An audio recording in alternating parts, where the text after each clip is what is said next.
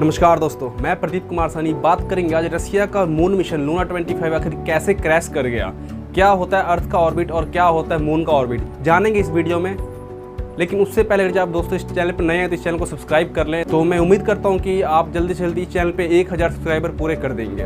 तो करते हैं शुरू। तो दोस्तों सबसे पहले हम समझते हैं कि ऑर्बिट क्या होता है। तो दोस्तों मैं आपको बता दूं, जितने भी अपने स्पेस में जितने भी प्लैनेट हैं, मंगल गया, शुक्र ग्रह, मून हो गया, अर्थ हो गया, सभी के अपने अपने ऑर्बिट होते हैं। ऑर्बिट वो जगह होता है जो कि प्लैनेट से बाहर गोलाकार में होता है और वो जगह बिल्कुल ही खाली होता है, वैक्यूम होता है, वहाँ कुछ नहीं होता। लेकिन उस जगह पे अगर कुछ भी कोई भी वस्तु जाता है, कोई सैटेलाइट जाता है, कोई भी वस्तु जाता है, तो वो पृथ्वी के इर्द गिर्द घूमना शुरू कर देता है, पृथ्वी के चारों तरफ घूमना शुरू कर देता है गोल आकार में। तो जो वो खाली जगह है, जो ऑर्बिट है, वो घूमता रहता है, वो काफ़ी स्पीड से घूमता है दोस्तों। तो वैसे ही मून का ऑर्बिट है, वो भी एक खाली जगह है, लेकिन उस जगह पे कोई भी सामान जाएगा, कोई भी वस्तु जाएगा तो वो भी घूमना शुरू कर देता है उस ऑर्बिट के अंदर आकर के।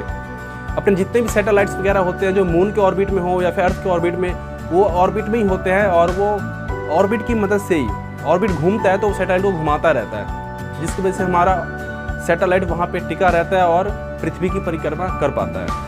आपको बता दूं कि जो अर्थ का ऑर्बिट है, जो अर्थ घूमता है, उसकी एवरेज स्पीड 30 किलोमीटर पर सेकंड की है। तो दोस्तों जब भी हमारा कोई भी रॉकेट लॉन्च होता है या कोई भी मून मिशन लॉन्च होता है तो उसको क्या होता है, पहले तो उसको अर्थ के ग्रेविटी को पार करना होता है। अर्थ की ग्रेविटी क्या है कि जो अर्थ खींचती है ना, नीचे जमीन खींचता है किसी भी वस्तु को। सपोज मैंने कोई ऊपर से कोई बॉल गिराया तो वो नीचे की तरफ जाता है। तो वैसे ही जब रॉकेट लॉन्च होता है तो उसको अर्थ की ग्रेविटी को पार करने के लिए कम से कम 9 किलोमीटर पर सेकंड की स्पीड की जरूरत पड़ती है।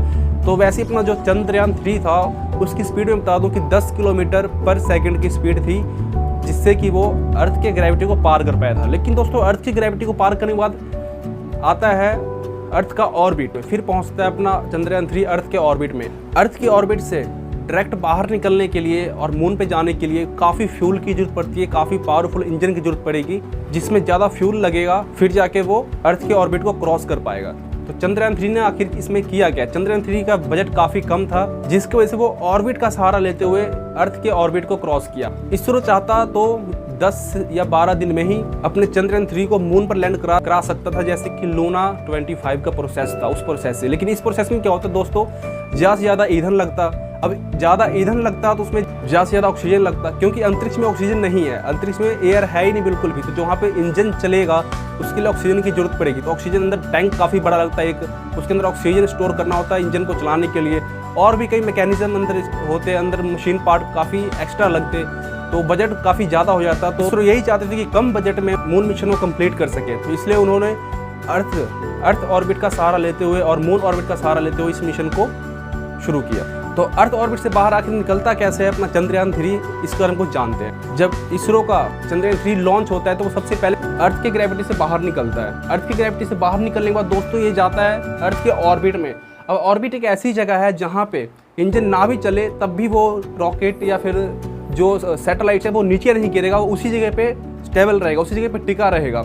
और हाँ, जैसे जैसे ऑर्बिट घूमेगा जिस रफ्तार से, उसी रफ्तार से अपना जो सैटेलाइट्स है या जो रॉकेट है उसी रफ्तार से वो घूमना शुरू कर देगा पृथ्वी के चारों तरफ। अब वहाँ पे इंजन स्टार्ट नहीं किया जाए तो वो हमेशा के लिए उस ऑर्बिट में घूमता रह जाएगा, जैसे कि सैटेलाइट घूमता रहता है। अब चंद्रयान 3 को उस ऑर्बिट से बाहर निकलना है, तो उसके लिए क्या होता है दोस्तों, डायरेक्ट बाहर नहीं निकलेगा। डायरेक्ट हम इस पोजीशन पे आके अपना इंजन चालू करते हैं, तो आप देख सकते हैं कि रॉकेट का जो इंजन है वो उसको आगे तरफ लेके जाएगा, लेकिन ग्रेविटेशनल फोर्स जो उसको साइड की तरफ लेके जाएगा। तो कभी भी एग्जाम्पल मैं आपको दे रहा हूँ कि कभी भी हम किसी नदी को पार करते हैं, सपोज एक नदी है मेरे आगे और नदी काफ़ी तेज़ी से बह रही हो पानी, और मुझे जब उसे पार कर रहा होगा तो क्या जिस पोजीशन से मैंने उस नदी के अंदर छलांग मारा था उसको पार करने के लिए, क्या सामने उसी पोजीशन पे मैं निकल पाऊंगा, उसको पार कर पाऊंगा? नहीं कर पाऊंगा ना।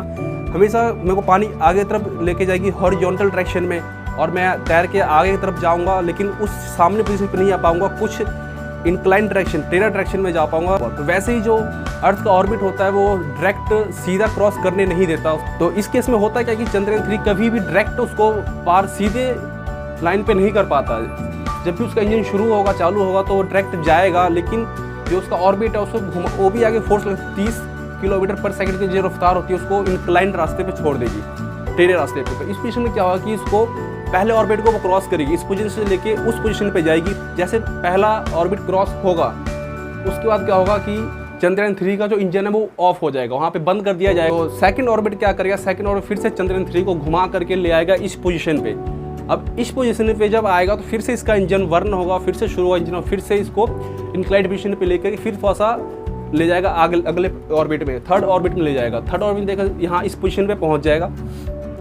अब इस पोजीशन पे क्या होगा कि फिर से इसका इंजन ऑफ कर दिया जाएगा, फिर से जो ऑर्बिट है इसको फिर से घुमा देगा, इसको अपने चंद्रयान 3 को फिर से घुमा कर फिर इस पोजीशन पे जब आएगा फिर से इसका जो इंजन है फिर स्टार्ट किया जाएगा और फिर से वो इंक्लाइंड पोजीशन पे जाएगा और थर्ड ऑर्बिट को भी क्रॉस कर जाएगा। थर्ड ऑर्बिट को क्रॉस करने के बाद इसका इंजन शुरू स्टार्ट ही रहेगा और वो इस डायरेक्शन में आगे जाके वो मून के ऑर्बिट में प्रवेश कर जाएगा।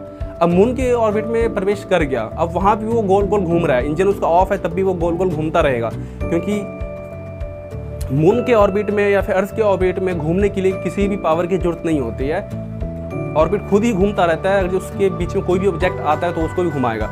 अब वो घूम रहा है, मून के लास्ट ऑर्बिट में घूम रहा है, अब उसको एक एक करके सभी ऑर्बिट को क्रॉस करना है और मून पर लैंड करना है। तो दोस्तों इसमें क्या है, जिस प्रोसेस से वो अर्थ के ऑर्बिट से बाहर निकला था उसी प्रोसेस से अब चंद्रयान 3 अर्थ के ऑर्बिट के अंदर जाएगा। तो उम्मीद करता हूँ दोस्तों कि आप ऑर्बिट समझ गए होंगे कि ऑर्बिट क्या होता है। तो अब बात करते हैं लूना 25 आखिर कैसे क्रैश हो गया।